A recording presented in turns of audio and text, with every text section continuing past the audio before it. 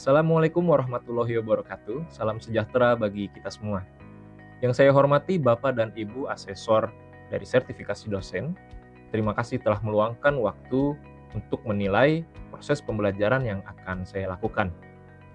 Perkenalkan, nama saya adalah Ahmad Aulia Arsyad, salah satu dosen pengampu dari mata kuliah Pembangunan Desa Presisi yang diajarkan di program studi Komunikasi Digital dan Media, Sekolah Vokasi IPB University. Video ini saya buat untuk memberikan penjelasan singkat mengenai proses pembelajaran dari mata kuliah ini yang meliputi delivery, interaction, dan assessment. Mata kuliah Pembangunan Desa Presisi ini merupakan mata kuliah dengan 2 SKS dan diberikan di tingkat 1, yaitu tepatnya di semester 2, dengan tujuan untuk menjadi upaya dalam menginspirasi mahasiswa agar mampu merancang dan menerapkan aksi-aksi komunikatif, terutama untuk perubahan sosial. Sebagai bagian dari bidang keilmuan di komunikasi digital dan media, mata kuliah ini memberikan landasan bagi mahasiswa untuk bisa merancang narasi dan strategi komunikasi yang efektif di dalam melaksanakan program-program pembangunan maupun bagaimana memanfaatkan teknologi sebagai jembatan atau instrumen dalam melaksanakan program-program tersebut. Proses pembelajaran kami menggunakan pendekatan student-centered learning dan juga blended learning. Pembelajaran ini dilakukan menggunakan beberapa metode, kombinasinya seperti ceramah dan diskusi, presentasi, tugas-tugas juga yang diberikan secara luring maupun daring. Mahasiswa didorong untuk selalu aktif berkontribusi di dalam diskusi, berpikir kritis, dan juga bekerja secara kolaboratif, di mana komponen penilaian itu 20% adalah dari partisipasi aktif mahasiswa di dalam kelas, kemudian 5% dari tugas, dan juga 5% dari kuis, serta sisanya dari UTS dan UAS. Capaian pembelajaran yang ditargetkan dalam mata kuliah ini yaitu meliputi kemampuan mahasiswa dalam memahami konsep pembangunan berbasis data, menganalisis kondisi dan potensi dari desa, serta merumuskan atau merancang aksi-aksi komunikasi untuk pembangunan desa yang berbasis digital. Dengan mengikuti mata kuliah ini, mahasiswa program studi komunikasi digital dan media diharapkan tidak hanya memahami teori, tetapi juga mampu menjadi pelaku komunikasi yang berkontribusi di dalam pembangunan desa yang berkelanjutan. Selanjutnya, mari kita saksikan simulasi dari proses pembelajaran mata kuliah ini. Oke, bisa kita mulai ya, teman-teman semua? Bisa, Pak. Baik, kita mulai. Assalamualaikum warahmatullahi wabarakatuh. Salam sejahtera bagi kita semua. Dalam keadaan sehat semuanya ya? Sehat. Ada yang sakit? Tidak. Nggak ada ya. Kalau ada yang sakit, acungkan tangannya ya. Nah, sebelum kita memulai, baiknya kita berdoa dulu. Menurut agama, kepercayaan, dan ajaran masing-masing, berdoa dipersilakan.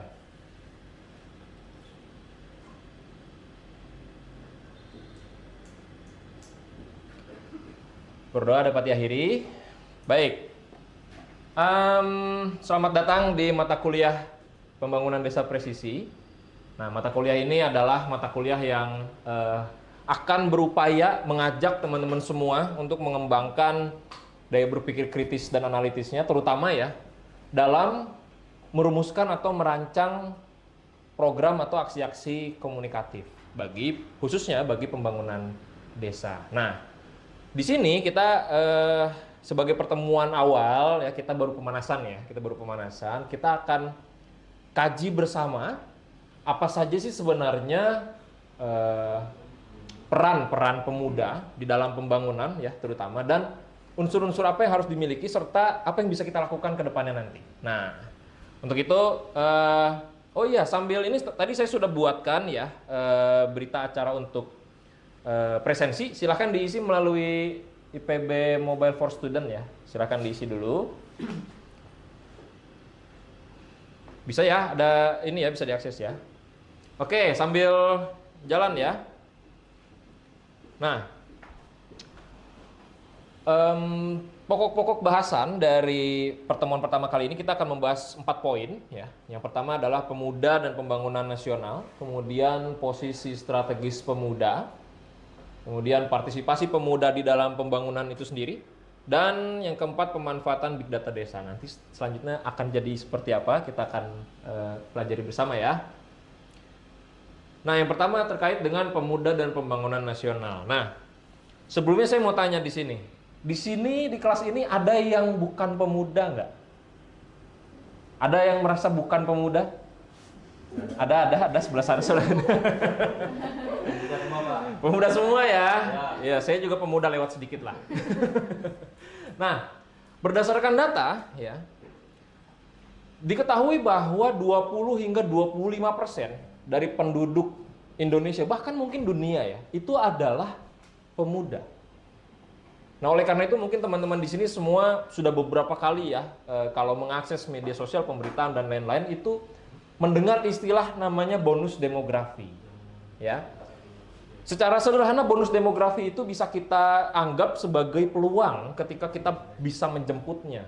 Dia peluang di mana usia produktif itu dia lebih banyak sehingga seharusnya nanti impact-nya kesejahteraan dari masyarakat secara umum itu meningkat. Itu peluang, tapi pasti akan terjadi atau tidak tergantung bagaimana kita menyikapinya. Nah, tapi ini adalah sebuah potensi ya, dan ini satu hal yang penting ya untuk kita tindak lanjuti ya. Nah, pemuda itu sendiri kalau berdasarkan undang-undang ya nomor 40 tahun 2009 adalah warga negara Indonesia yang berusia 16 sampai 30 tahun. Nah, jadi mestinya teman-teman semua di sini masih masuk pemuda ya. Nah, kemudian tapi ya, yang kita pelajari, tapi dari sekian banyaknya jumlah pemuda di Indonesia yang kita bilang tadi ada potensi bonus demografi, kenyataannya atau realitanya itu masih banyak pemuda yang harus ke kota untuk mendapatkan kerja. Padahal dari struktur penduduk itu gemuk di bawah ya, kalau di piramida penduduk itu gemuk di bawah, artinya banyak ini jumlah pemuda yang akan menggantikan generasi-generasi di atasnya ya. Nah, kenapa mereka harus ke kota? Padahal jumlah desa dan kelurahan di Indonesia itu 74.000 dari 83.000-nya adalah desa dengan tipologi pertanian. Dan pertanian ini memiliki potensi yang sangat besar. Ya, teman-teman semua di sini pasti makan ya. Makanan pokok orang Indonesia itu nasi ya, meskipun ada yang ganti jadi burger gitu ya, atau jadi yang lain gitu.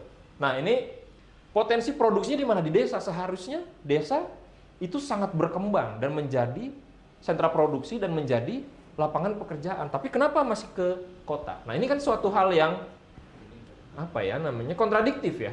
Kenapa sih nggak di desa pemuda? Nah, selama 76, sekarang 70 berapa? Sekarang sudah berapa tahun Indonesia merdeka, ayo? 70? Udah mau 80. Sudah mau 80 tahun Indonesia merdeka, tapi permasalahan substansial ya di Indonesia, yaitu kemiskinan belum, utamanya kemiskinan absolut ya, itu masih belum bisa teratasi. Padahal dilaporkan pertumbuhan ekonomi Indonesia itu katanya cenderung naik ya. Tapi kenapa kemiskinan absolut ini tidak bisa hilang? Nah, jika ditelusuri, salah satu permasalahan yang berkorelasi dengan kemiskinan adalah pengangguran. Jadi ternyata pemuda itu berdasarkan data yang bekerja dengan yang tidak bekerja ini hampir sama komposisinya, bahkan bisa jadi cenderung lebih banyak ya. Pemuda yang tidak bekerja atau pengangguran itu banyak, sehingga usia muda meskipun tadi jumlahnya banyak, mereka sangat rentan menghadapi kemiskinan.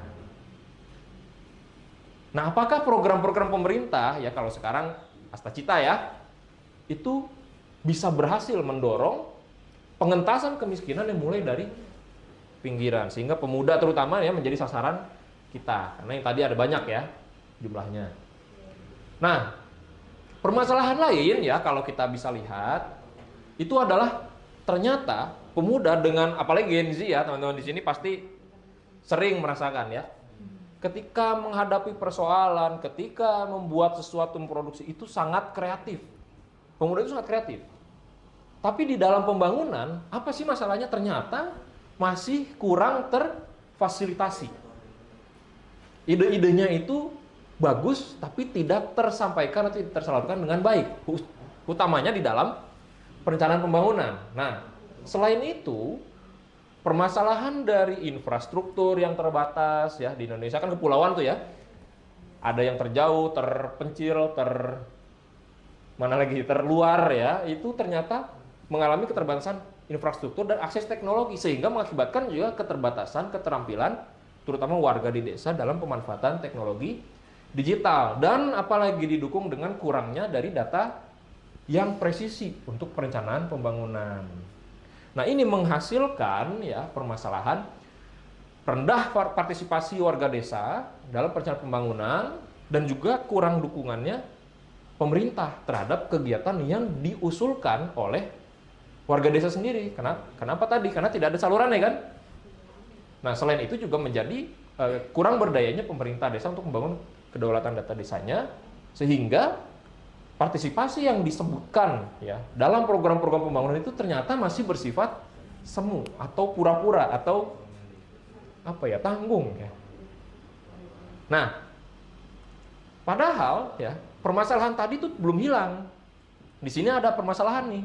Tapi permasalahan tadi belum hilang tuh, bahwa ternyata di dalam bonus demografi ini berdasarkan data itu 129 orang individu harus ditopang oleh 100 individu. Ini berarti terjadi beban tanggungan yang tinggi. Jadi pernah dengar ya istilahnya sandwich generation ya. Kita dihimpit dari atas, dihimpit dari bawah, yang generasi lebih tua dan generasi lebih muda gitu ya. Di sini ada yang udah punya anak kali ya gitu. Jadi ini masuk sandwich gitu. Nah, ini ya sebenarnya kita bisa memanfaatkan kondisi atau karakteristik dari pemuda itu sendiri sekarang. Teman-teman semua kita pemuda ya, karakteristik dari kita. Apa itu? Yaitu digital native. Teman-teman lahir ya, dari lahirnya maupun yang masa kecilnya itu sudah diperkenalkan dengan teknologi digital, benar nggak? Ya, apalagi dengan pola kehidupan sekarang ya. Bangun tidur lihat HP, mau tidur lihat HP. Itu udah sepanjang hari itu udah sama teknologi digital. Nah, dan digital native ini mendominasi pasar pekerja banyak sekali ya. Lalu apa yang bisa kita lakukan? Ya, apa yang bisa kita lakukan? Ada yang namanya aksi-aksi komunikasi yang partisipatif. Artinya aksi komunikasi yang melibatkan lebih banyak warga, dalam hari ini yang memang dijadikan fokus adalah warga desa ya.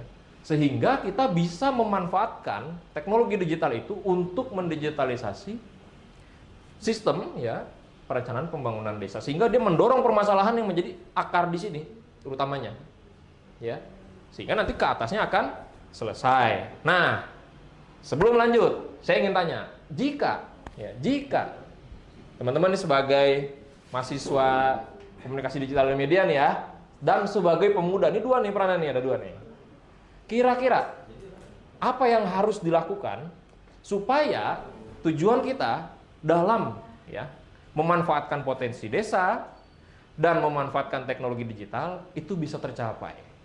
Kira-kira apa yang harus dilakukan? Silahkan berdiskusi dulu selama ya kurang lebih 10 menit ya dengan teman sebelahnya. Jadi berdua-berdua ya, silahkan ya berdua-berdua. Nanti sampaikan pendapat kalian. Silakan berdiskusi dulu. Apa? Nanti program produksi pangan kita juga semangat produksi itu berarti harus pendengar siapa? Indonesia memiliki rata-rata pemuda yang dilakukan. Apa syaratnya? Syarat utamanya yang dilakukan bisa memanfaatkan potensi desa dan memanfaatkan. Oke, udah cukup ya diskusinya ya teman-teman semua. Oke, sekarang kita akan dengarkan ya pendapat dari peer group mungkin ya, teman diskusi berpasangan. Baik, ada dua yang ingin kita ketahui sekarang ya, silahkan nanti ditanggapi. Yang pertama adalah apa sih syaratnya ya dari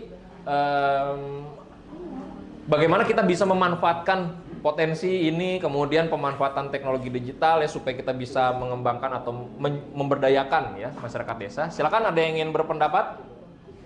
Silakan. Wah, mungkin yang paling dekat dulu di sini ya. Silakan, Dania. Kalau saya mungkin sebagai pemuda bisa menjadi penggerak di desa tersebut, terutama ya kalau di Indonesia ini mungkin dari segi pertanian bisa bekerja sama dengan berbagai komunitas-komunitas produksi dan petani di sana, dan juga kelembagaan-kelembagaan setempat, dan juga memikirkan segala perkembangan pertanian itu dari negara juga. Oke, tepuk tangan dulu untuk Rania. Oke, terima kasih Rania ya. Ada yang ingin berpendapat lain? Apalagi yang kira-kira harus dimiliki ya sebagai pemuda ya untuk mengembangkan program-program pembangunan. Silakan. Oh iya, Mas Badru, silakan. Itu akan mendominasi terkait tentang pekerjaan dan sebagainya. Nilai yang pertama yang dimiliki itu yaitu nilai totalitas, dedikasi kepada desa, terus loyalitas dan integritas.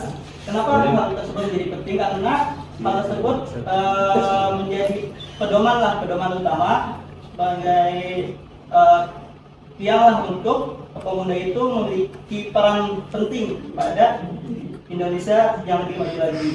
Oke, terima kasih banyak Badru. Tepuk tangan dulu untuk Badru. Oke, dua dulu cukup ya. Nah, jadi memang ya, ini saya memang meyakini ya, memang teman-teman pemuda ini sangat kreatif, sangat daya pikirnya sangat kritis ya. Jadi luar biasa ya.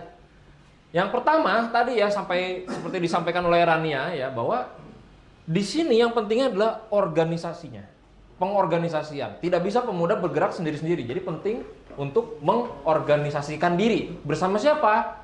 Selain pemuda desa berarti dengan, kalau kita berbicara soal pengembangan komunitas pangan di desa berarti harus ada petani.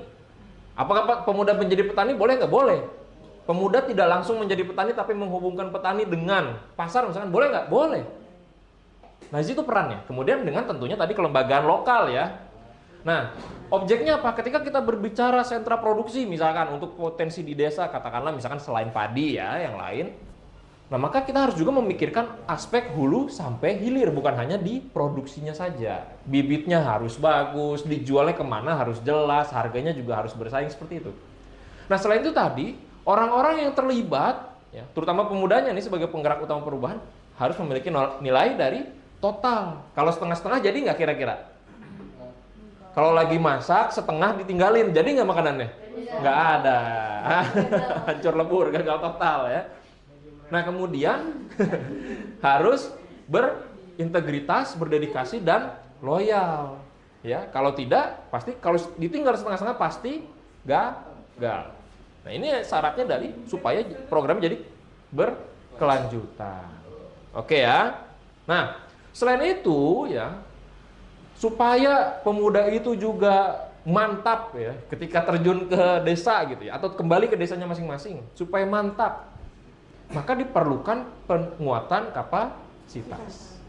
Melalui apa? Bisa melalui apa? Bentuk formal ya. Bentuk formal melalui lembaga pendidikan tinggi kayak teman-teman semua nih ya, kuliah ya, misalkan meningkatkan pendidikan ya. Ini melalui institusi pendidikan formal. Bisa juga melalui program-program yang bentuknya informal. Kayak apa misalkan sekolah pemerintahan desa gitu ya, ikut. Jadi teman-teman jadi perangkat desa dulu baru ikut gitu nanti. Itu informal ya, informal, tapi boleh nggak? Boleh, bisa ya. Bentuknya apa? Bisa pelatihan, kursus, magang, kunjungan lapang dan lain-lain. Jadi main-main ke desa, main-main ke Cina tapi ke desanya gitu ya. Supaya bisa mengembangkan desa kita gitu. Ya, kayak Mas Badar kan mau ke Cina ya. Nah, kemudian selain itu ya, kita juga bisa memanfaatkan yang namanya big data. Sekarang ini eranya teknologi, eranya digital, maka ada yang namanya big data. Nah, sebagai gambaran misalkan ya, ada 3 bentuk data misalnya. Data spasial berbentuk citra, berbentuk shape, ada numerik ya berbentuk angka, dan juga ada data deskriptif atau naratif yang bentuknya penjelasan. Nah, jika data-data ini diintegrasikan dalam sebuah server, maka dia terhimpun menjadi data yang sangat besar, dan ini yang disebut sebagai big data. Data ini bisa disimpan kemudian secara offline ya, maupun basisnya cloud misalkan. Sekarang kan banyak ya cloud service ya, kayak misalkan teman-teman di sini punya Google Drive. Itu basisnya cloud. Ya. Nah, dari situ kita bisa manfaatkan, sekarang ini sedang berkembang nih, artificial intelligence, AI, ya, ada Chat GPT, ada Sora, ada Claude, ada apa lagi, macam-macam. AI ada banyak ya, untuk membuat video ada ya. Nah, ini bisa kita manfaatkan big data ini untuk membaca, mengidentifikasi, mengolah, dan mengeluarkan rekomendasi program yang tepat untuk kondisi desa tertentu misalkan. Atau orang masyarakat dengan karakteristik tertentu misalkan. Bisa seperti itu. Nah, selain itu kita sebagai orang komunikasi, apa yang bisa kita lakukan? Dari hasil olahan big data di AI itu ya, atau dengan gagasan kemampuan analisis kita sendiri, kita bisa menyusun media-media komunikatif. Yang tentunya dari data kita olah menjadi informasi dulu, baru kita jadikan media komunikatif. Untuk apa? Untuk promosi, untuk branding ya, untuk juga sosialisasi, penyuluhan, dan lain-lain. Ini yang bisa kita lakukan sebagai orang komunikasi. Ya, bisa berbentuk infografis, poster, dan lain-lain, bahkan memanfaatkan media sosial. Nah, seperti contoh ini di data desa presisi menghasilkan banyak data ya. Di program data desa presisi menghasilkan banyak data. Ini kita olah nih. Ini orang komunikasi yang bikin. Ini komunikasi banget ini. Ya. Nah, ini seperti ini modelnya, ya. Nah, seperti itu kira-kira untuk pemanasan kita ya. Udah kebayang belum? Orang komunikasi yang akan hubungannya dengan pembangunan desa itu ngapain sih sebenarnya? Nah, ini ya. Nah, ini kita mulai menjajaki ya supaya pemanasan ya. Nanti teman-teman juga akan dibekali oleh keterampilan teknisnya. Dan ini untuk pertemuan selanjutnya nanti secara berkelompok, teman-teman silakan berkelompok, satu kelompok 5 orang ya, untuk coba ya dibaca dari data yang saya kirimkan di dalam WhatsApp grup ya, dibaca untuk masing-masing kelompoknya, diambil, pilih salah satu desa, kemudian buatkan infografisnya sebagai aksi komunikasi dari potensi desa yang ada di desa tersebut. Nanti kita akan bahas di pertemuan minggu depan ya, kalau begitu. Ada pertanyaan dulu sampai sini? Cukup. Nah, nanti kalau belum ada pertanyaan di sini, belum kepikiran, jadi kadang-kadang suka delay gitu ya. Jadi nanti silakan ditanyakan di WhatsApp grupnya, nanti akan saya respon ya satu persatu. Baik, kalau sudah cukup kita bisa akhiri. Terima kasih atas partisipasi di dalam diskusi dan selamat berkah ya teman-teman semua. Assalamualaikum warahmatullahi wabarakatuh.